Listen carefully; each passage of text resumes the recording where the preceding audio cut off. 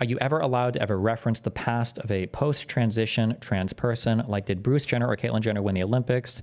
This is very confusing for most normal non-online people, I think. The gender of a person, I think, is generally going to be something that is stable throughout your entire life, is what they're going to feel. Like, I don't think an individual who's trans feels like they became trans when they were 17 or 18. They might have realized it then, but they've always felt something, I think, is kind of like off, assuming it's an actual trans person.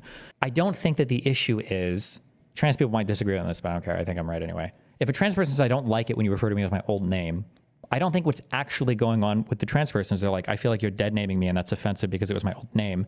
I think the issue is they're getting that feeling of, hold on, you think that at one point in my life, I actually did feel like a man and now I feel like a woman. And that's just not true. I've always felt this way. This is the same thing with the issue with like pronouns. And it's one of the reasons why I think announcing pronouns or labeling yourself with pronouns is such a waste of time.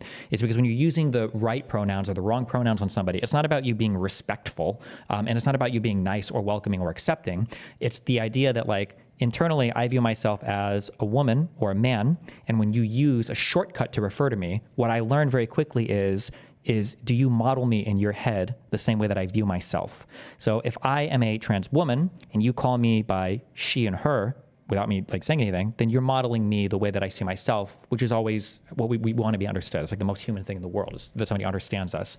But when you use the wrong set of pronouns, it hurts because it feels like you have a different vision of me in your head that doesn't align at all with how I see myself. And that schism is what is annoying. So when I say, hey, remember when you used to be Bruce? It's the idea of like, no, like, yeah, this was my like assigned name at birth.